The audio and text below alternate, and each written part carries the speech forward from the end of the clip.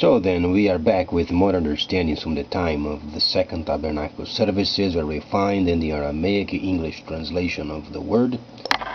This translation comes from the original manuscripts of the prophets of the Israelic lineage, so then we can understand the time of the end. And as always, we can understand the instructions via the prophecies of Yershiyahu.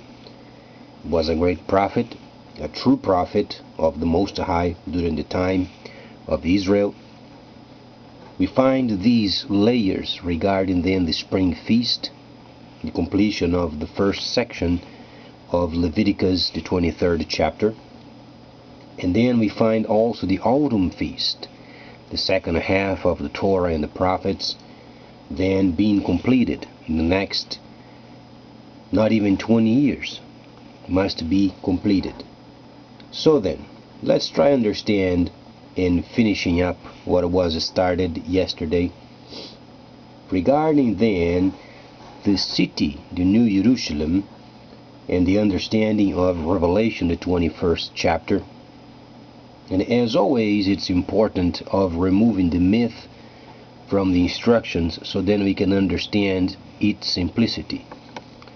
There is a section in Zechariah where we read regarding the dividing of spoil. Chapter 1:4 gives us this understanding regarding then, and the Creator Himself will divide your spoil among yourselves. Let's try to understand what the content of this chapter is then revealing us. Truly, there is no division of spoil regarding this chapter. This chapter is related then with the vengeance. And how can you then get spoil from a place where then is simply about to be destroyed?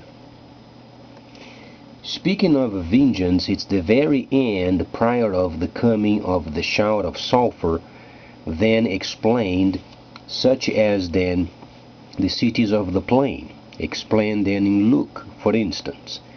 Then the Messiah himself explains in Yershiyahu, the 24th chapter. And then we read the prophet himself is speaking of this very situation in a combat of the end regarding then the autumn feast. So the initial part of this chapter, there is not a relation with the division of spoils. It is obviously related with the rewarding the evil with the vengeance from the Creator Himself. As always, a problem with the holy instructions and also the completion of the spring feast found amongst the four recordings. You find the Messiah always having trouble with people wanting more money. It's simply a plague throughout the scripture. Let's then evaluate what this chapter then is showing us. The translation explains, "Behold, the day of the Creator comes, and your spoil shall be divided among yourselves." It does not make any sense. The reward on behalf of the people during this time of the autumn feast is simply justice being given. And there is no division of spoil. How can you divide a spoil during the time of the autumn feast? It explains very simply. Explains then the combat of the end in that day. In that day simply means the vengeance. You don't receive any spoils. Firstly, the Gentiles by this time, they are gone. You find the Gentiles then dead, because the completion of the 6th chapter of Revelation, when you read what is then the end of the Gentiles, then the divine voice told until the number of those who are involved on behalf of the Messiah making testimonies, or then the Gentiles, then the destruction of them completed. Only remains the holy cities. They are sealed. No person can go out, no person can go in. and the armies of the world coming against the holy city and also Jerusalem. At the very end, when the armies are against the holy cities, including Jerusalem, comes then the vengeance. How can you divide a spoil amongst these people if there is not even a making any sense?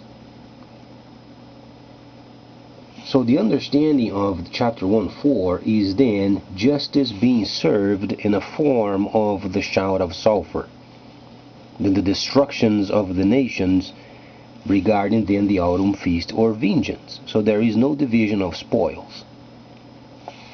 Let's then understand another topic regarding then justice being given. Many times the Creator during the time of Israel mentioned to gather the spoils.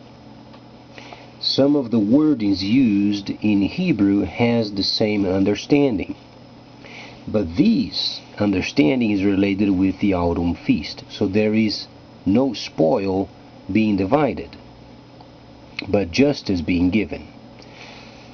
Let's then reach the situation regarding then the mountain of olives divided in two. We can understand and we can read these then related with Revelation, as then Yohanan himself saw the holy city Jerusalem, or the center of this world, the capital, coming down from heaven. Truly, it's not a city coming down from heaven, an actual physical city. He saw the events taking place, and then a place in this earth where then perfection is served. We read the understanding of these, however, we must reject what means as far as riches. Try to understand. Precious stones, gold, silver, whatsoever you can imagine symbolizing riches, does not compare, not even a similitude, of the presence of the Creator himself. But let's read a section where then we can have an understanding of this. For instance, we read chapter 1:4, verse 1:6, and it shall be everyone who is left from the nations coming up against Jerusalem shall go up from year to year to worship the King, the Most High, and to maintain the Feast of Tabernacles. Yesterday was explained as far as tabernacling with his people. As we read the importance of these, the first section does not even make any sense. Let's understand again. And it shall be every one who is left from the nations coming against Jerusalem. How can those people who are coming against Jerusalem shall maintain then the King of Kings, or then the Most High, and in explaining then the Feast of Tabernacles?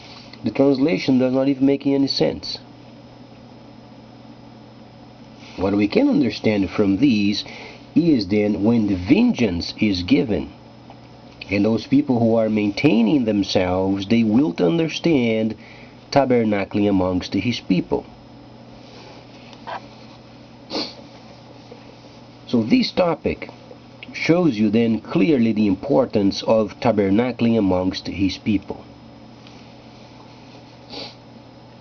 Then, what can we expect when we then return from the resting places?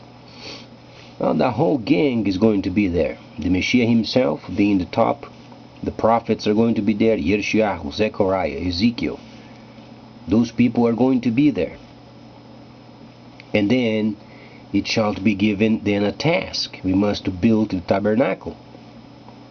Moshe himself is going to be there, and he knows how to build the tabernacle. He was given the instructions. So contrary to what so many people they think, because this place coming down from heaven, thinking themselves as being a city coming down, a physical city, then with many kinds of stones, and then jasper, and this, that, and the other, and the importance of riches, and then the pavement of the holy city, then in gold, it does not make any sense.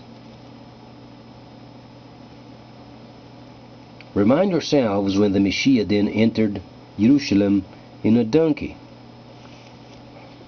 The simplicity was so simple, and the people was then mocking him. So our perception of riches is absolutely twisted. It's warped. Those people understanding a bit of the instructions, if they observe the Messiah coming on a donkey, the first situation that comes to our minds is then the completion of a prophecy. Then we should be satisfied as it is. As we read tabernacling, we read tabernacling, and tabernacling will be amongst his people. However, you can understand a place, Mount Moriah, as we understand, and then building the tent or tabernacling on top of the mountain. So as we remove riches from the entire topic, you find the most important are the instructions given to Moshe or Moses, and those instructions being then placed into action. Now, are riches important for the Creator? Absolutely not. He made this earth in what we so name as then riches.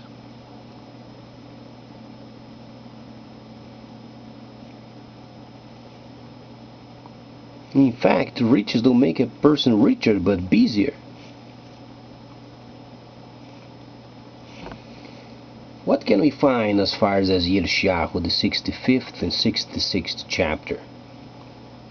You'll find in a section over there regarding post-autumn feast. Later on, you'll find in the healing of nations.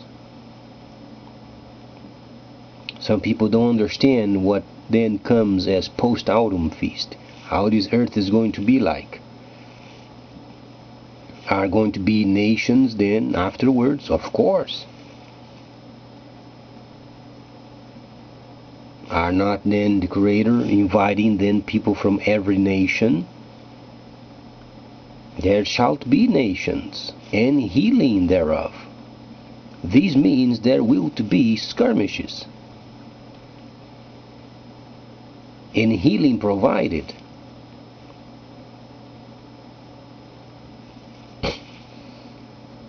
Try to understand as the new earth is established as we are at this point. However, there is no evil,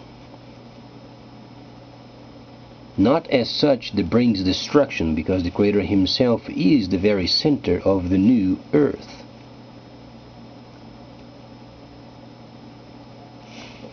There is a place where you'll find in the kingdom. And the kingdom, many times the Messiah said the kingdom. It's simply a secluded place. Was the Messiah speaking of a temple? No. Messiah himself said not a stone is going to be left upon another. Was he concerned with the temple? No. He was concerned with obedience, then doing what Moshe said to do and observe.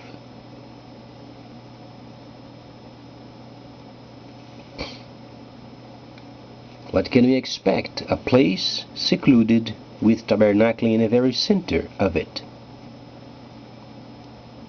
in the presence of the Creator himself, as per the instructions of Moses.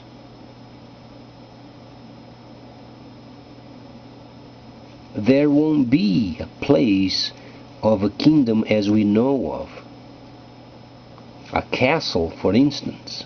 with guards and angels in each gate,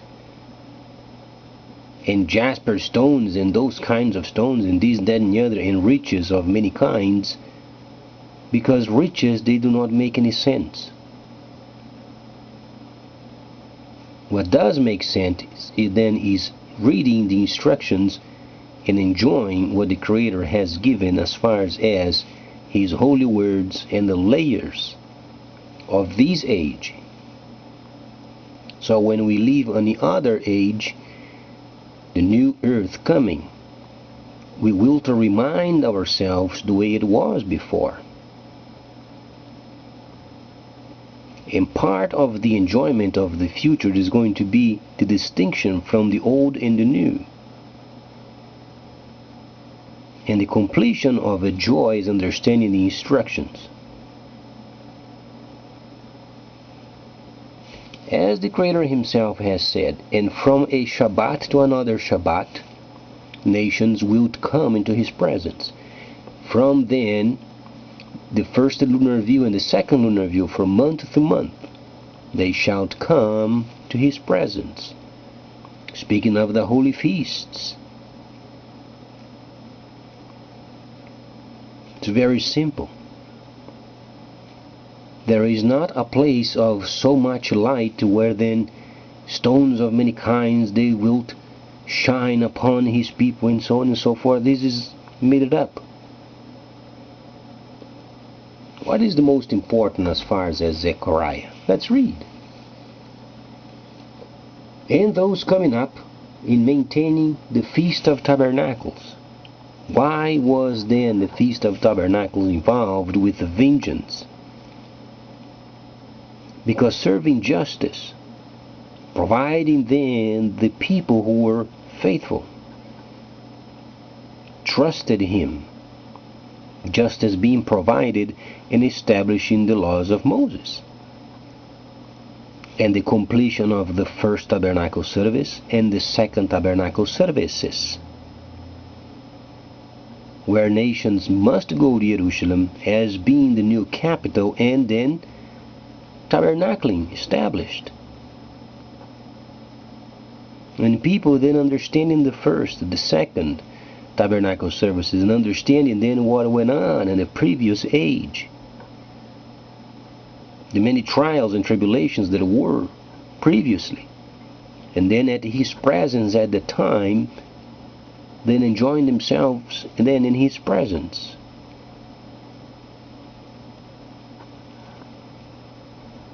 You can read for yourself.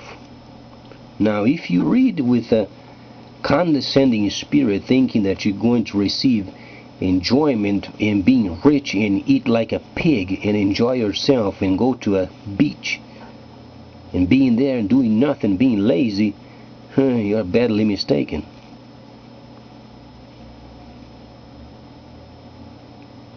There is an objective of building a place for Him, and He uses people to do it. We have the instructions of Moshe coming out of Egypt with his people, going to the desert, a secluded place, and then receiving instructions how to build a city.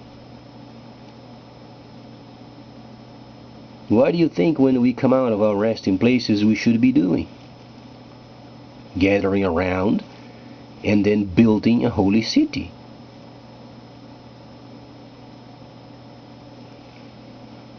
So then, what is the story of Yohanan saw then the city coming down from heaven? It was an understanding of the establishment of tabernacling. We understand as Zechariah being a prophet.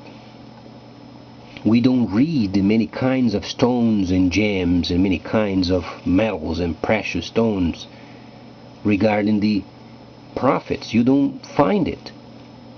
Try to find a section related with Revelation as far as this city with many gates and jasper stones and many kinds of stones. You don't find it. It simply does not exist. Back then, when the instructions were being translated, money was then power.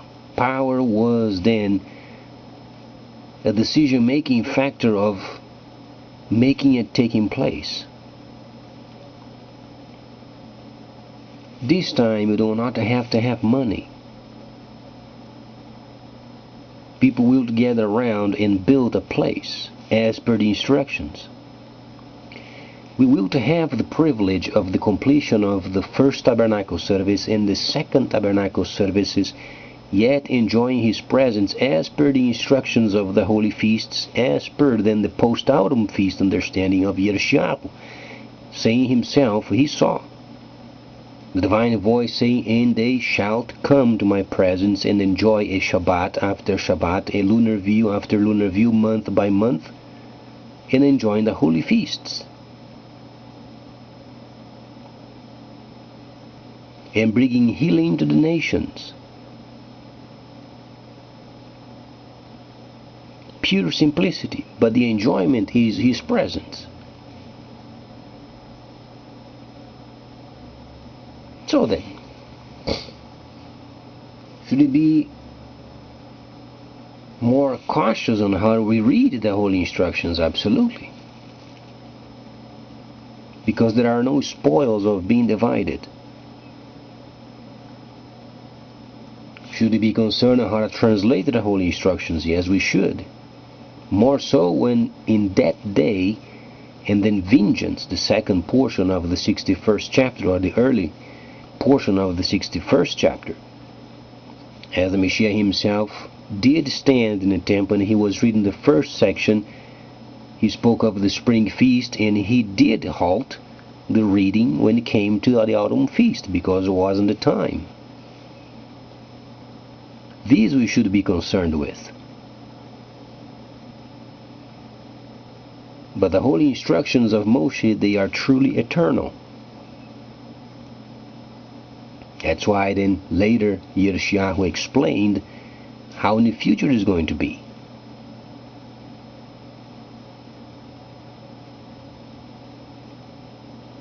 So what Yohanan saw was an indication of completion. However, the riches, this part does not pertain.